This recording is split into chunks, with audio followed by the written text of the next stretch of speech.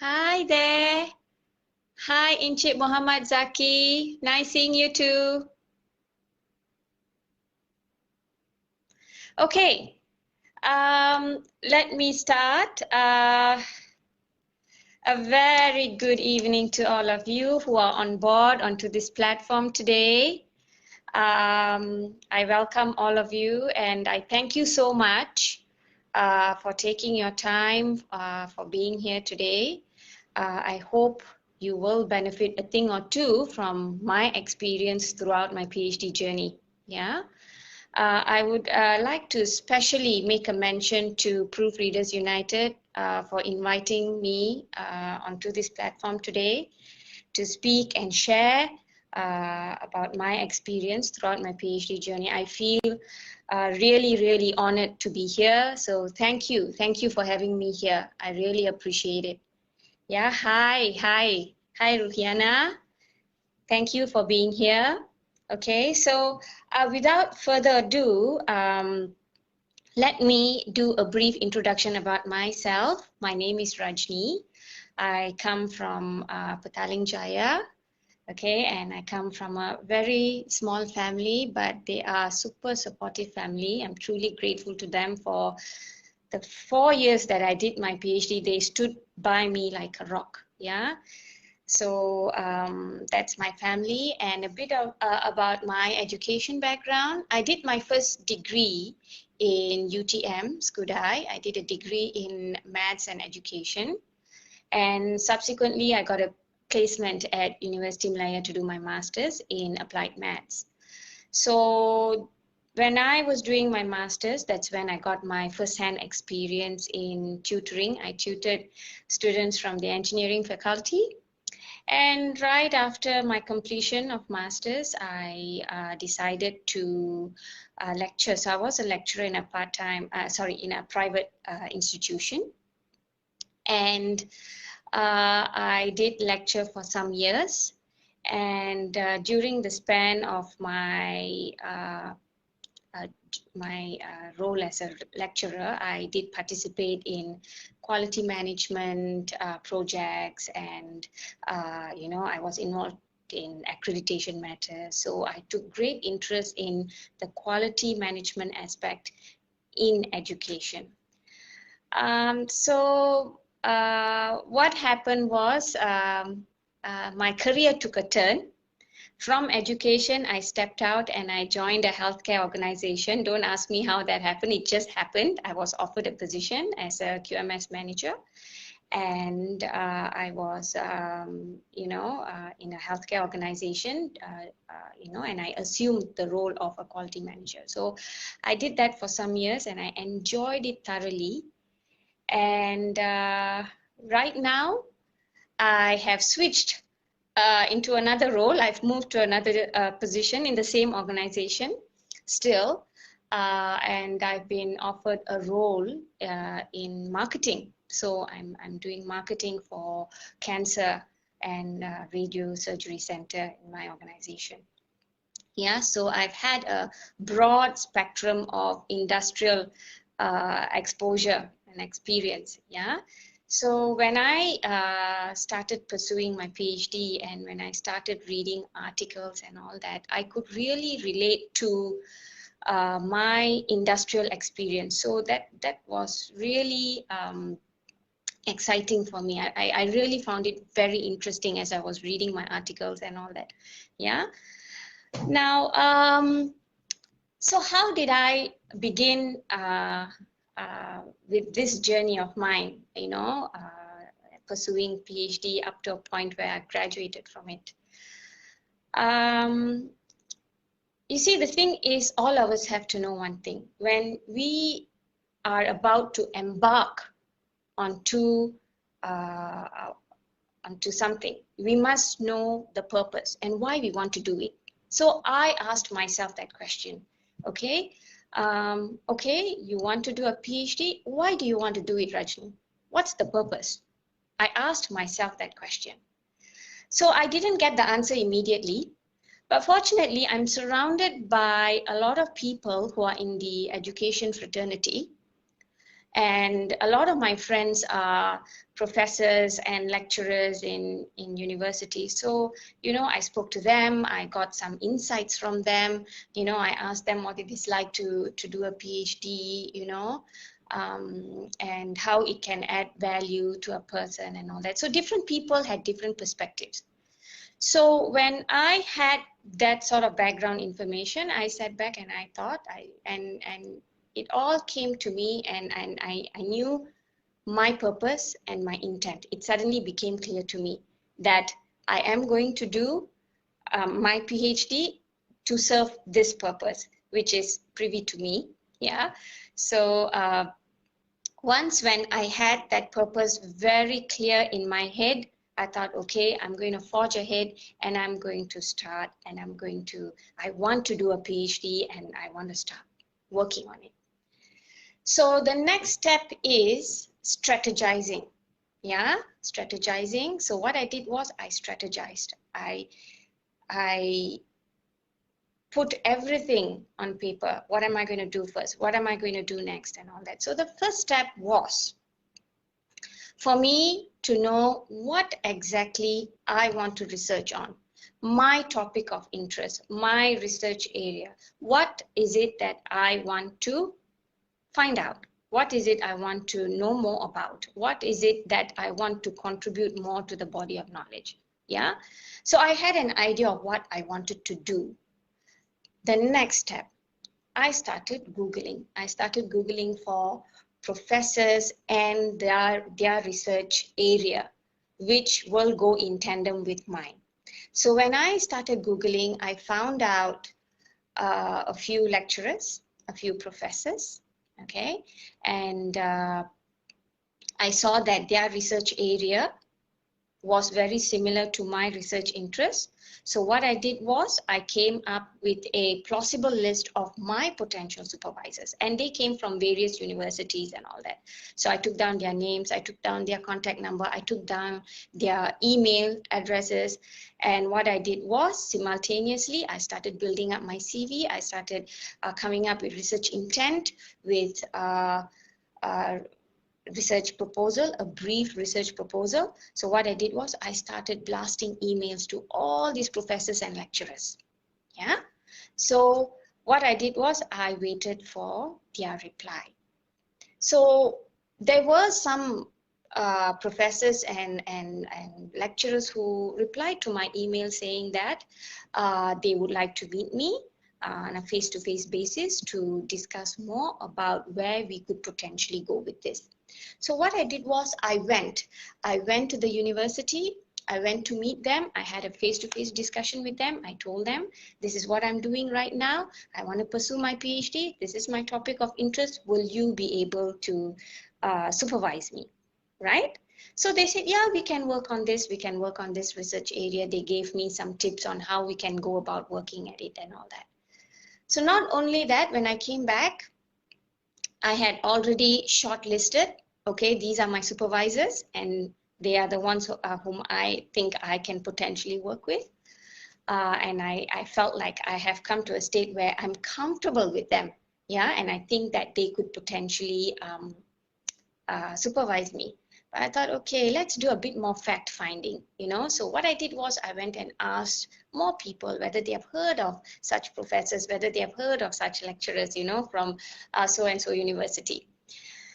Just to find out a bit more in their capacity of knowing these lecturers or professors, how have they been in terms of supervising the student? Because I thought, for me, the university didn't matter. To me, my supervisor really mattered, because for me, my supervisor and I have to work together in order to progress from start to finish, from the start of my PhD journey till the end. It has to be a seamless journey. Yeah. So I need that kind of supervisor who will be able to support me. Yeah. So I was very clear about that in my head, that I need to get a supervisor whom I will have a working chemistry with. So I did more fact finding, word of mouth, and then word had it that this particular professor is very renowned in this field. She has been known for her ethics. She has been known to be able to guide her students really well from start to finish. She is a tough cookie, but she will make sure that you will come out victoriously out of, your PhD. So I needed that kind of lecture. So I was very clear in my head of what I wanted from this journey. Yeah, right from my purpose, right from my supervisor, right from my research area, I was very, very clear in my head. So when I wrote back and I knew, okay, I finalized, this is my professor that I wanted as my supervisor. I wrote to my professor. I said, look here, professor, I would like you to be my supervisor. I hope to hear a favorable reply from you. And thank God, she replied saying, okay, I'm willing to, take you in as my student. Please do whatever that's necessary. Go through the formal application, okay, with the university, and I'll be happy to be your supervisor. Okay, so I got on with it. I started with my university application and all that. I put everything in, and that was underway, right? So in the meantime, while waiting for my offer letter and all that, I knew what I was going to research on, because I had already spoken to my professor.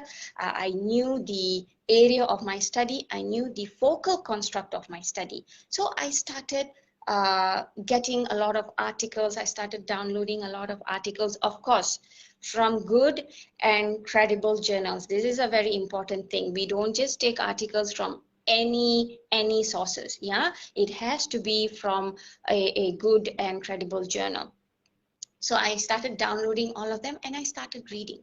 So at the time of my registration, my semester 1, I already had my supervisor, I already had my topic, and I was already and I've already started my course of my PhD work. I didn't wait for semester 1, so it was already ongoing for me. Even, of course, I took my own initiative to start ahead of time. Yeah. So when semester 1 started and all that, what I did was, you see, I am a part-time student. I had a job to go to, and then I had to study. So it was a very strenuous exercise, strenuous daily exercise. There's this one tip that the dean of my faculty told me, Dr. Zahir Zain. He told me this. He said, look here, a full-time PhD student would have about 40 to 45 hours in a week to study. I was a part-time student. How was I going to compete with a full-time student? I was working. I'm still working anyway. Yeah, I spend 40 to 44 hours per week at work. A full-time student spends 40 to 44 hours of studying as a full-time student. How was I going to compete with them? So I had to devise a mechanism, okay? So I told my boss at work, look here, I cannot do late nights at work anymore. I have to start on time, I have to finish on time, because after that it's back home and back to my books, because I'm starting my PhD. And my boss was very kind and benevolent, and she said, go, this is what you have to do, just go ahead. All right, so she was very, very supportive in that sense, my former boss. So I used to come back on time. I used to make sure every day, from Monday to Friday, I clock in 5 hours of study per day, 5 hours of study. So by end of the week, the working week, I would have completed, say, about 20 hours of studying, thereabout 20 to 25 hours. So the balance 20 hours, I've got to split it between Saturdays and Sundays, 10 hours each day, or 12 hours each day. I used to write how many hours I've completed for the week. So that's how strict I was with myself. Lots of discipline, no social activities, nothing. That is the sacrifice. That is why, as a part-time student, I think because of the sacrifices, because of the discipline from the start, I managed to complete it within 4 years. Yeah, I managed to go for my Viva within 4 years. So that is the thing that all of us must take cognizance of. Yeah, the discipline is very, very imperative. Yeah, if we really want to succeed, if we really want to get through it without prolonging it, this is very, very imperative. Yeah, and I also made sure that I kept in touch with my supervisor very frequently. I would go and see her once in 2 weeks just to keep her updated what I was reading, the progress of my reading, what I have found out. So she knew that I was reading at the same time I was progressing with my reading. I wasn't stagnating or anything like that. Okay, and of course, to meet the university requirement, we've got articles to publish and whatnot. So I was working with her alongside the studying and all that. And don't forget, yeah, in the span of doing all this, support group is very, very important. Your networking is very, very important. I was part of the doctorate support group, and then I was part of my own peers, you know, my own classmates. We all enrolled. There were about 30 of us who enrolled into this PhD program during that batch. So there was a big group of us, but we were so close, so united, so supportive of one another. I was very, very, very fortunate to be part of such groups, you know.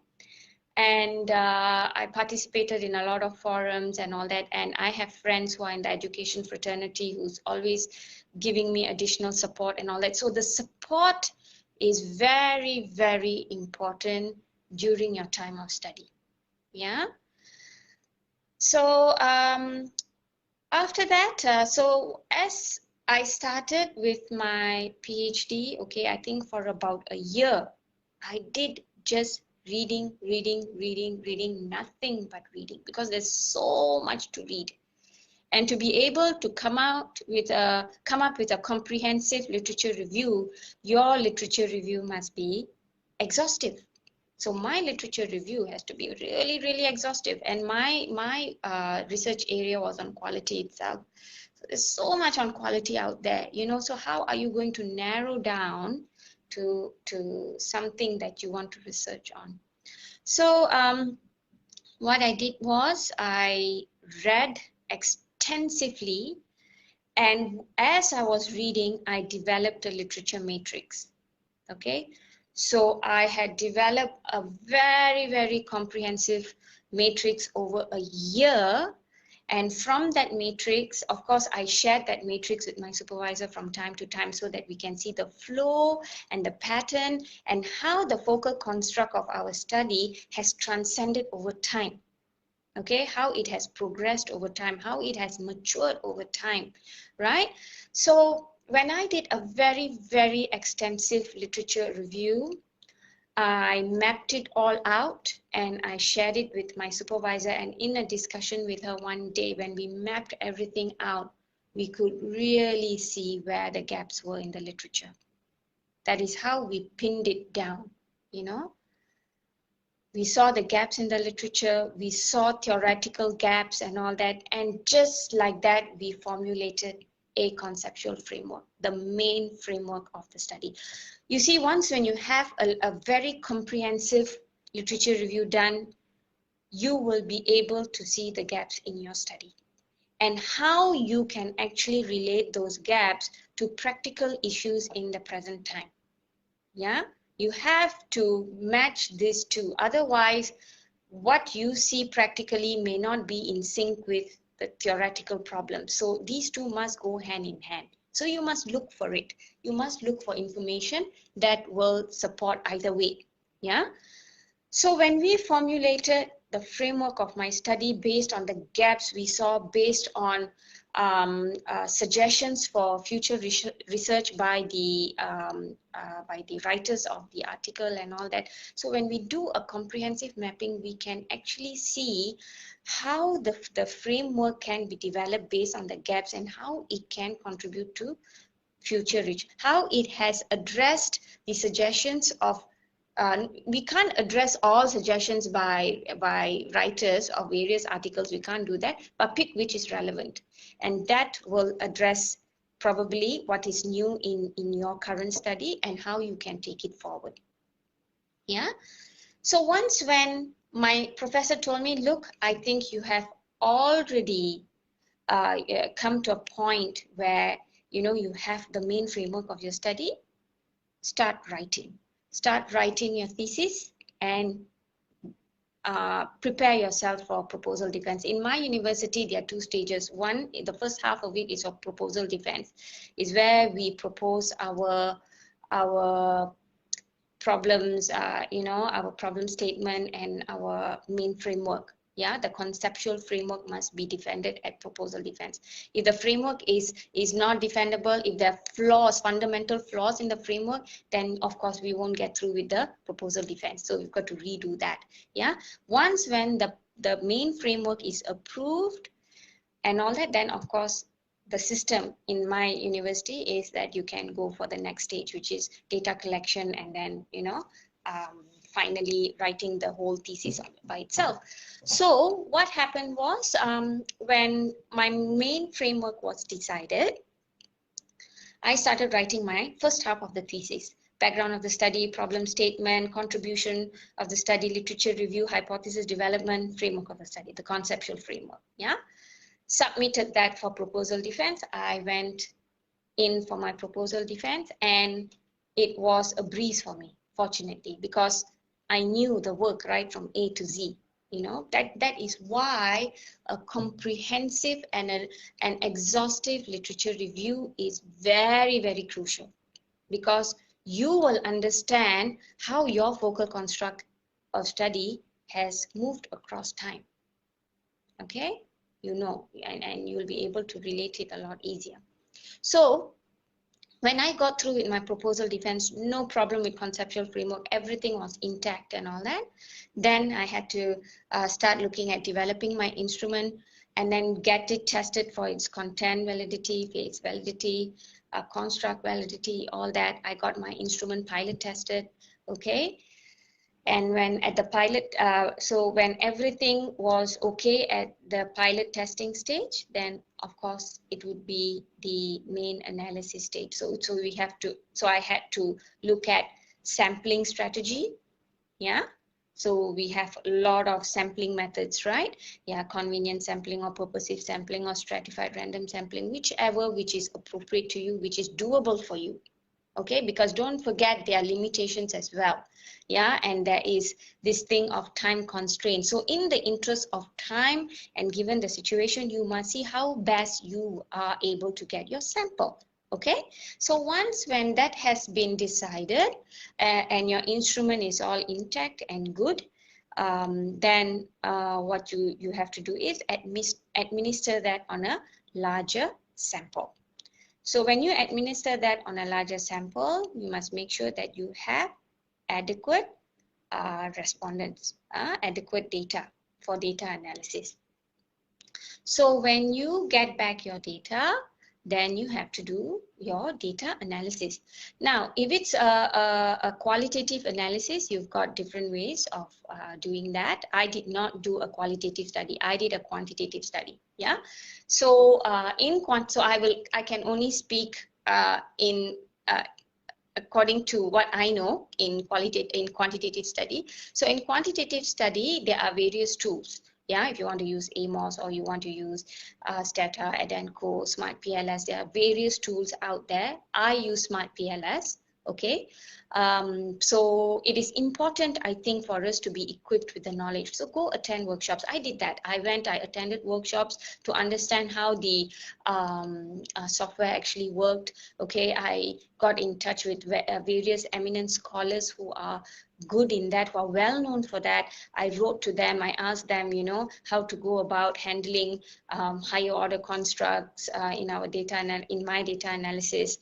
So I did all that. So it's important. That is why the networking, as I said, is important. Yeah, touch base. Always, touch base with them, keep in touch with them, and share with them what are your concerns regarding data analysis. Get help. Get help. If you're struggling with data analysis, get help. I did that. I got help. I approached a professor who is known to be a pro at this. I went and I sought help. Although, sometimes in workshops, there's only so much you can can grasp. Yeah, so sometimes you cannot retain everything. So go and see them personally if you have to. I went personally. I went and met the professor. I sat down with him. I told him, look, I'm having difficulties in this part. So he really helped me, Prof. Ramya from USM. Yeah, he helped me out in Smart PLS.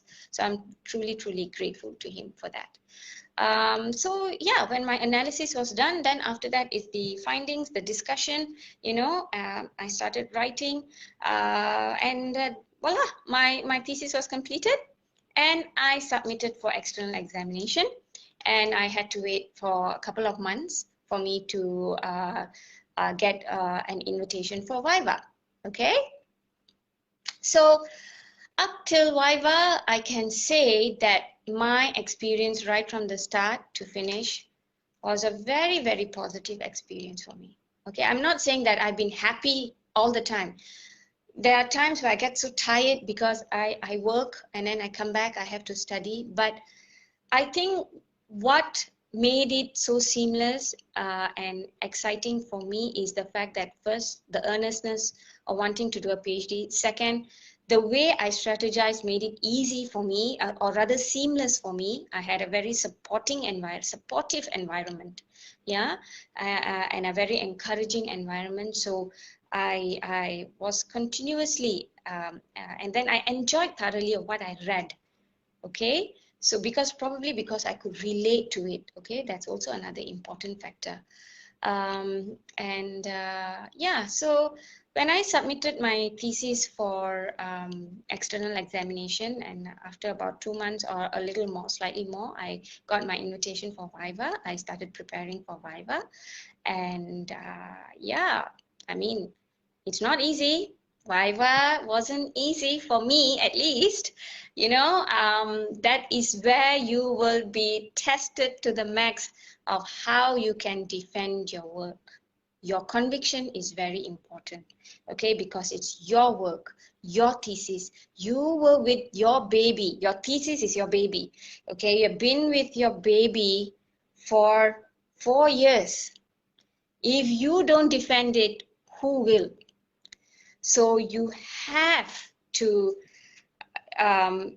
defend, but don't I was I had a very open mind when I was at my Viva.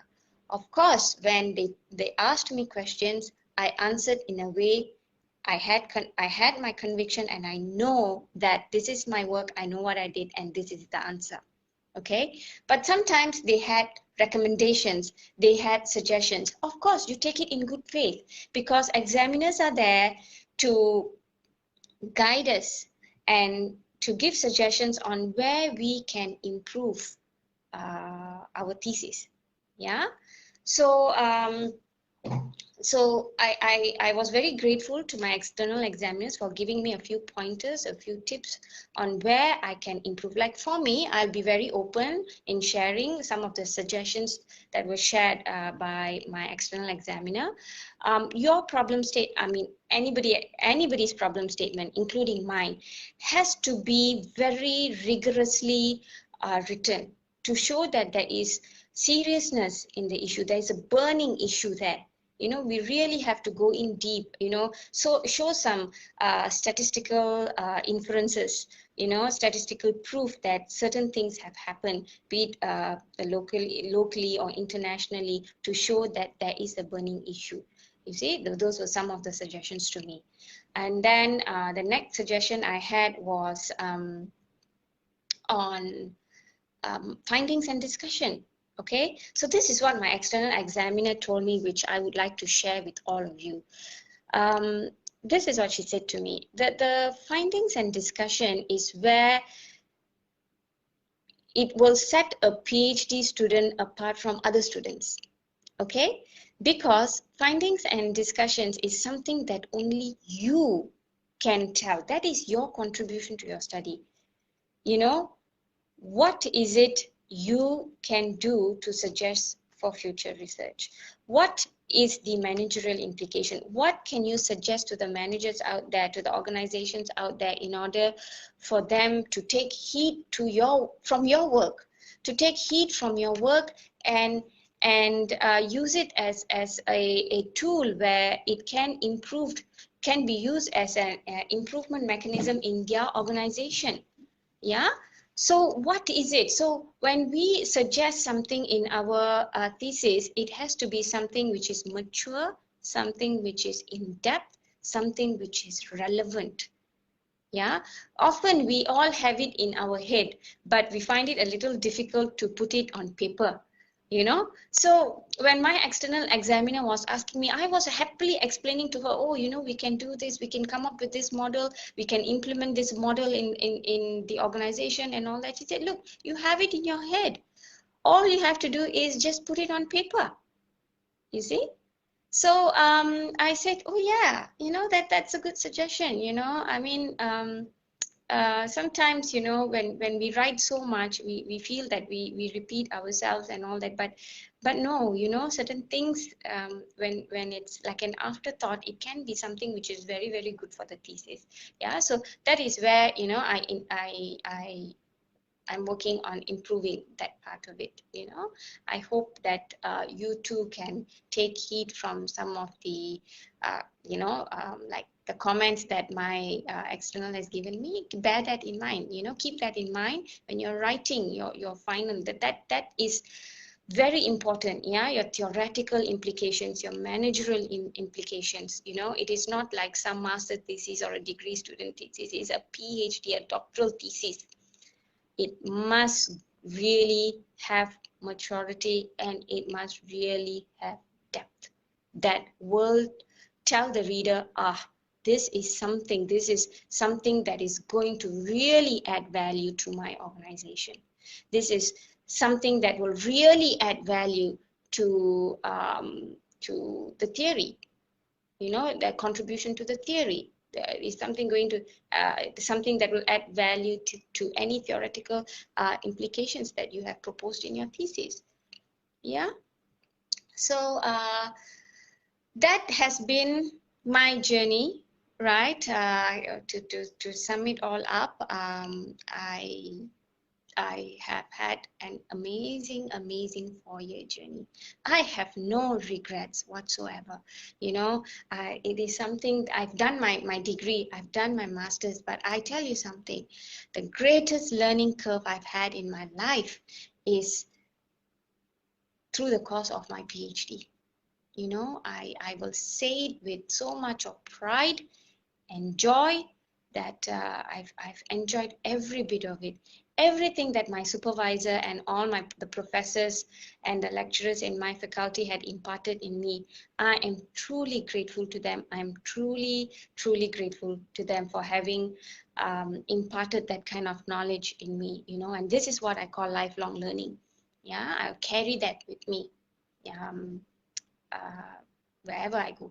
You know, as I said, sometimes, you know, people think that PhD is the end of it all. You have graduated from PhD. No, this is the beginning. This is my beginning. This is where my journey starts, and I'm really looking forward to this journey.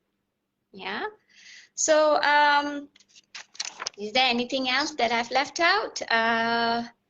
Let's see. That's all. I think to sum it all up, my experience in brief.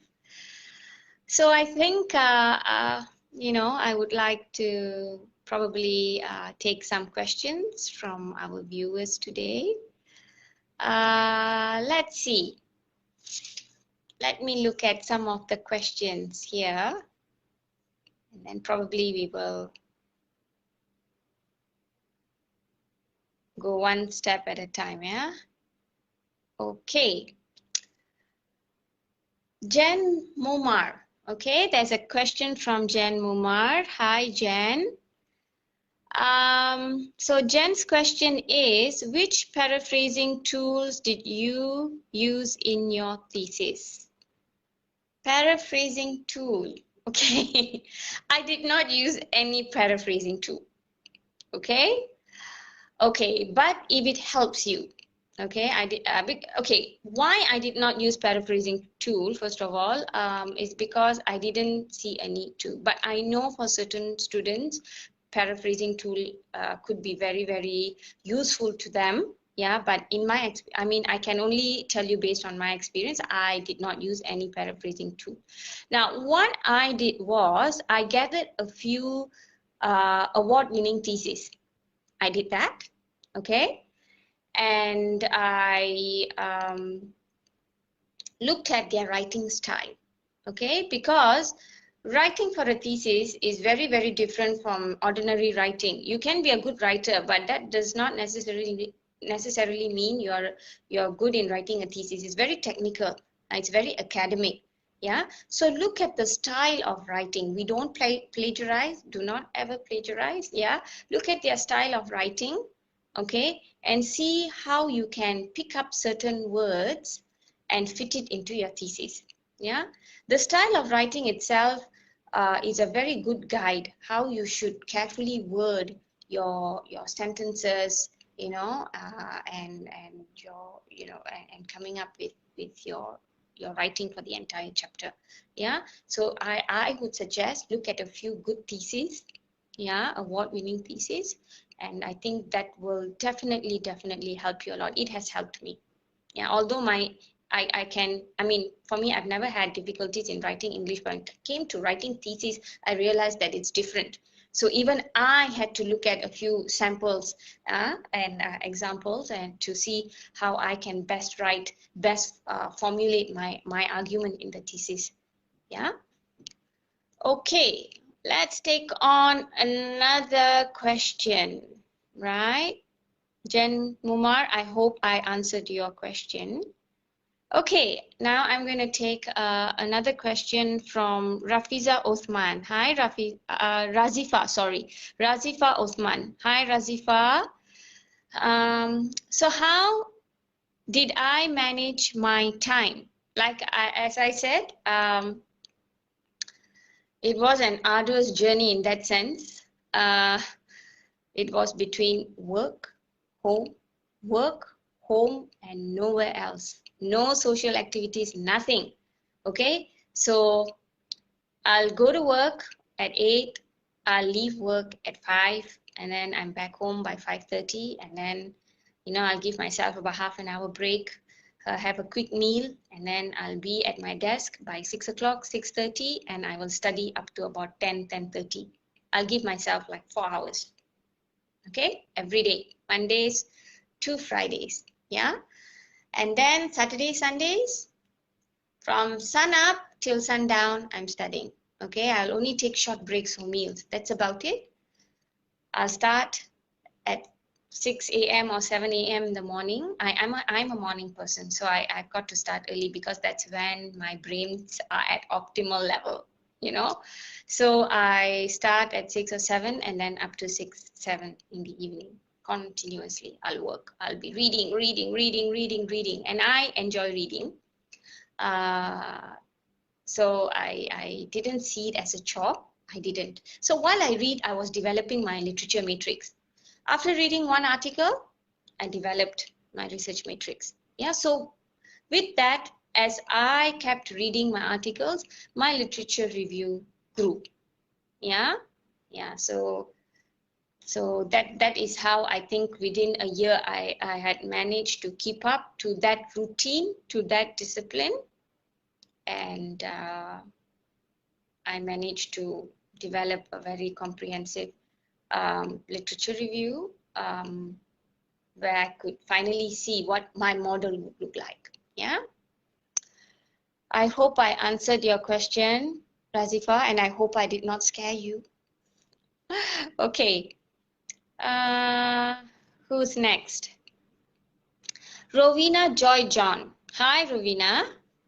Okay, so Rovina's question is, how do we do a comprehensive literature review? Okay, very good question. Okay, how do we do a comprehensive literature review? So first, have your source. That means the authors, the year in which the article was published. All right. And what was the framework used in that article? What were some of the variables used in the article? Yeah, your independent variables, dependent variables. Then what are the governing theories? Yeah, what were the theories used to explain the linkages in the framework, in the model? Okay, what were the results? What was significant? What was not significant? What were the suggestions from the authors for future research? Keep that all in your literature matrix and develop, and as you progress with your reading, you continuously develop that. I hope I answered your question, Rowena. Yeah? Okay, next question is by Aili Jalil. What is your advice for those who struggle with putting their thoughts in writing, who got stuck when writing, especially at discussion chapter? What is your advice to those who struggle putting their thoughts in writing? Okay, this is how I do it. Sometimes I have problems articulating my thoughts. Okay, I have it here, but to put it in writing is a problem. So what I do is I will just scribble my thoughts on paper. It can be as colloquial as possible. It doesn't matter. Just put in point forms what you think. Just put it down in point forms. Okay. And look at several examples. So go back to good theses of how they've written their discussions, for example. Yeah, their findings and discussions. Go and see how they have written it. Try and take those kind of examples and try and fit your thoughts into the way they have written until you can formulate a sentence structure and develop it as you go along. It may not be perfect. That is why after doing all this, it's so important for you to get your thesis proofread. Yeah? Yes, because proofreading will certainly improve the quality of your thesis. Yeah, whatever grammatical errors, whatever sentence structures, you know, you can get them edited. So look for a good editor or a proofreader. I got my thesis edited and proofread as well. Yeah, before I sent in for examination, I made sure I got every word checked in my thesis. It's very, very important because thesis, it's your baby. You're going to get it published. It should be an error-free thesis. So you have to make sure that is really, really proofread and edited. Yeah, to a point where it's error-free. All right. All right.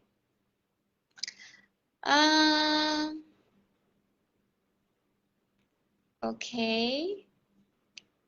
Next by Aili Jalil again. Okay, how do we achieve maturity and depth as you mentioned just now? Very good question, yeah. How to attain maturity and depth? Okay, that also comes with a lot of experience, working experience. Now, I know this is a struggle for students who have studied continuously and who have never had industrial exposure.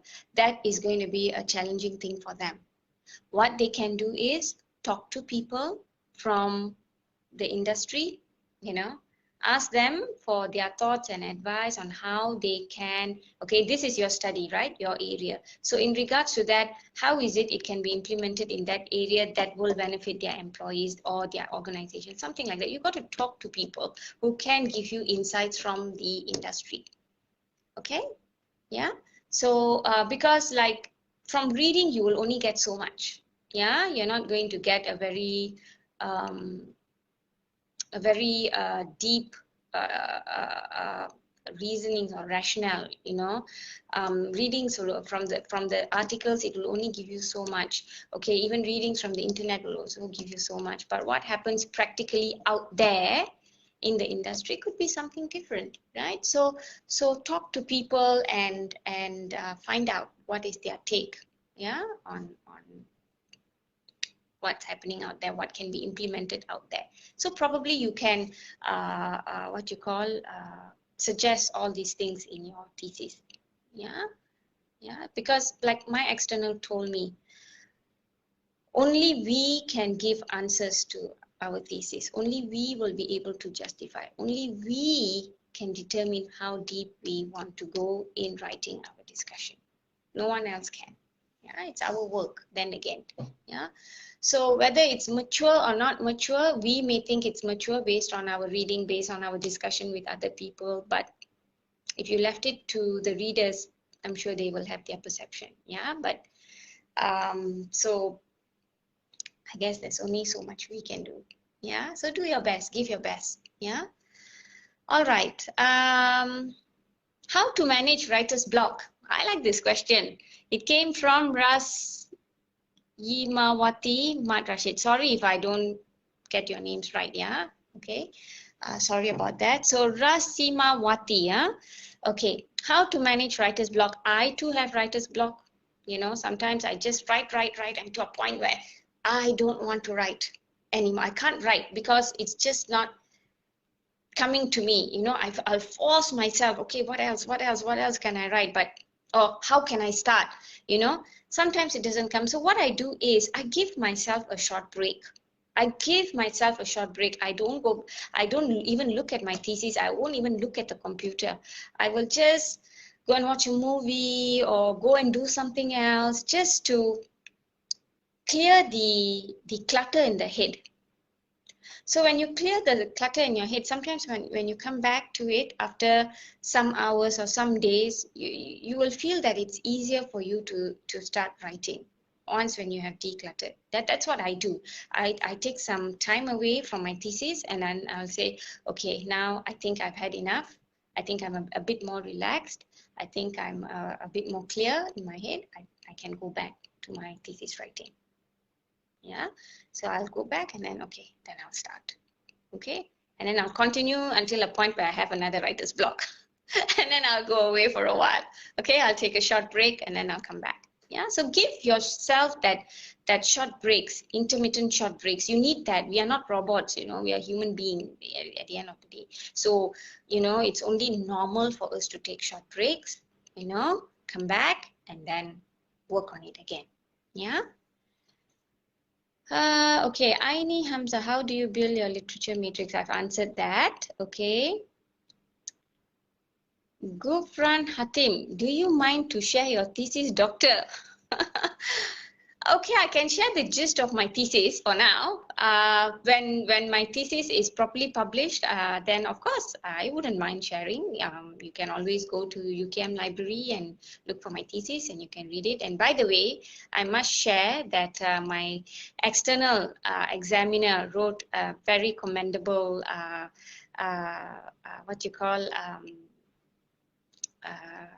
comment of my thesis.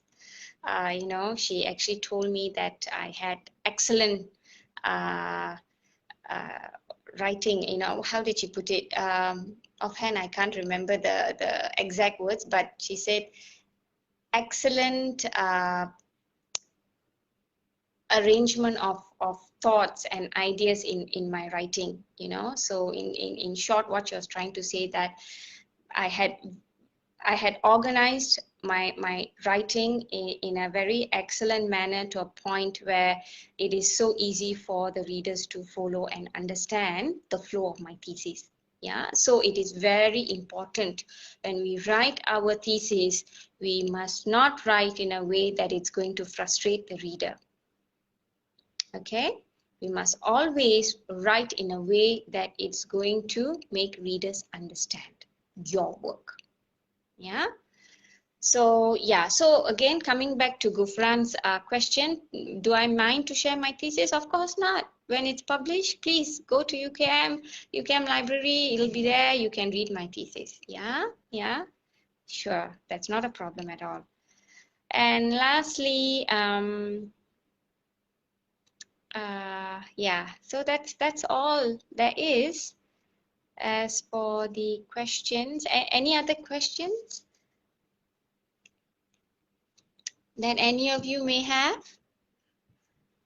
While we still have a bit of time, we have about 10 minutes. I hope, you know, by me sharing my experience, it has given you an idea or two, you know, of probably how, you know, this thing is not something, it's not one formula that fits all. Yeah, it's to each its own. Yeah, every individual has their own journey. Every individual has their own challenges, resistances, and all that, you know. So remember, I don't know if any of you are planning to embark, or you've just embarked on your PhD journey, or probably some of you are almost finishing, I don't know. But for those of you who are about to start, remember what I said earlier, strategize. I tell you, that will save you from a lot of trouble, from a lot of hassle. Yeah, I think, as I said, why my PhD journey was interesting yet seamless was because I strategized everything right from the start. Yeah, okay, that we have another question here. Doctor, how did you finish and look for your, how did you find and look for your SV, mine to share, at the beginning of PhD? Yes, I've mentioned, actually, probably you missed it out. Salmia Aziz, yeah, this question is from Salmia Aziz. Hi, Salmia. How did I find? So I actually spoke about it at the start of the session. What I did was I knew what I wanted to research on. I had that broad topic in my head. So what I did was I Googled for that supervisor. You know, every supervisors, they have their research area, their research interest and all that, right? So for this research area that I was looking at, who were the supervisors? So of course, Google will give you an array of supervisors. You know, this supervisor with this research area, and these were the topics and all that. So what I did was I wrote all the names of possible supervisors, the universities in which they come from, their contact number, their email, and I started contacting all of them. You know, I started contacting all of them. Yeah. So, of course, not all of them will respond. Some of them did. So, of course, then it's the first stage of shortlisting. So I have this number of supervisors whom I've shortlisted who said that they are willing to meet me. All right, so I went to meet them. So when I went to meet them, you see, the first impression that you have with the supervisor when you speak to them and all that, you will have, you will gauge from there, okay, this supervisor, okay, not okay, you know, convincing, not convincing, you will, okay, not in all due respect to them. I'm not saying this to offend anybody, but it is important to us because it's our PhD journey. You must work with a supervisor who is going to guide you. You know, that is very important because I've seen in my class, I mean, amongst us, my peers, I've seen some of them who have had problems with supervisors and all that, you know, in between they had to change supervisor, all these kind of things. I went as far as asking my supervisor back then whether she was going to retire anytime soon, because I don't want to take the chances of having a supervisor who's going to retire in the midst of me doing my PhD. You know, so she told me, no, I'm not going to retire anything now. So that was a relief. So what I did was I considered all these factors, and then I started, you know, shortlisting, find out from people, okay, how is this supervisor, you know, has she been good, or has he been good in supervising his students, you know, what was the outcome like, all these kind of things. So that carries a lot of weight. Okay, so because of that, I made a very, very sound decision in choosing my supervisor. So I chose my supervisor, then only then only the university came along. I did not end up in UKM by chance. I ended up as a UKM student because my supervisor was there. Okay, I hope I answered your question. Yeah. All right, what other questions are there? Okay. From Gufran again, okay. Do you have a research team writing your baby? I didn't get that question. What do you mean by that? Do you have a research team writing? You mean my area of research? Oh, there are lots of, my area of research, I mean, topic specific, it's only me. That's my baby because that's my PhD thesis, my PhD topic, which was formulated from my main framework. So of course that is very exclusive to me. Yeah. Okay.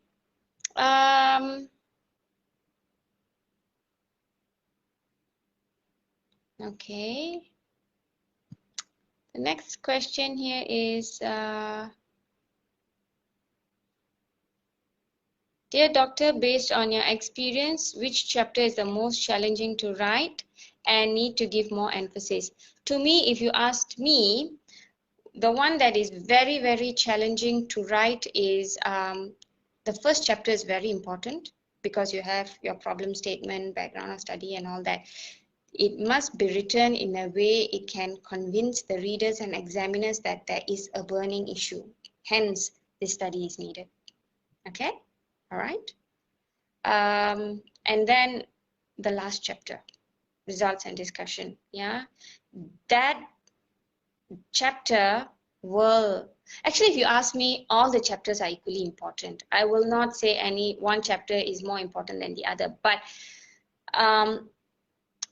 where a thesis will stand out, I think, is in chapter 6. Okay, how you can argue, how you can make your thesis very convincing, how you can say you've contributed to the body of knowledge, you have contributed to the practical scenario, how you argue, how you make it so, how you get the buy-in of readers just by writing your discussion chapter is where I think the value of your thesis is. Yeah. Yeah, okay. I think I have time for one last question. One last question. Hello, doctor. Okay, this is from Jess Sylvester. Okay, so I'm going to take this last question from Jess Sylvester. I'm very sorry to the rest whom I can't, answer, yeah, to your questions because of constraint of time here. We are coming to an end already. So Jess's question is, hello, doctor. At your very step on your journey, how did you confirm and know that it's a perfect time to start your journey? This is where I mentioned earlier, once when you know your purpose, everybody maybe want, I think there are lots of people there who want to do a PhD. Okay, they want to do a PhD, but why you want to do a PhD?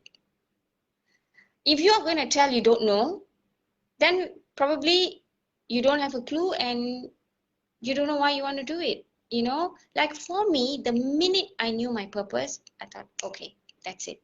That's it. I knew my purpose. I knew why I wanted to do a PhD. That's when I knew that this is the time for me to start. I've been having this question in my head for many, many years ago. Okay, right from the time when I first started lecturing, I say, oh, I want to do a PhD. Why I want to do a PhD? I don't know. You know, so it was always, I don't know how it can serve my purpose and all that. But 4 years ago, when I asked myself that question again, I knew my purpose. The minute I knew my purpose, I said, okay, I'm going to start. So if that answer comes to you, why you want to do it, and you get the answer, you can give yourself that answer, that you know your purpose, then probably it's time for you to start. Okay? All right. Okay, I'll take one more last question since we have another 2 minutes. Okay. How to overcome procrastination? How to overcome procrastination? When you know sometimes time is not on your side. Okay, like for me, I knew that I wanted to finish within 4 years because I knew that my professor was probably going to retire and all that. So I knew that I had to complete it as fast as I can because I myself want to finish it as fast as I can. And my supervisor also, I knew she was already at the tail end of her career and she's going to retire. So that was a push factor. So sometimes push factor is good because it keeps you on your toes and say, you know, I've got to do this. I got to do this. Time is not on my side. So when you keep thinking about that, I think that by itself is a good enough indicator to avoid procrastination. Yeah. Yeah. Okay. So yeah, that's all. So that is all I think I can sum up from my journey, my experience. I really, really hope you have benefited a thing or two from this session. Thank you again for your time, for participating in this forum, in this sharing session. Also, always remember, once when you're done with your thesis, the importance of proofreading your thesis. Get your thesis proofread. Yeah. Okay, so to sum it all up, I wish all of you the very success, every success that you can have. Yeah, I hope that you will excel in your PhD and you will get through with flying colors. Yeah, it is not an impossible journey. It is not a scary journey. It's a doable journey. Go for it. Okay, good luck and best wishes to you. Bye bye. Good night.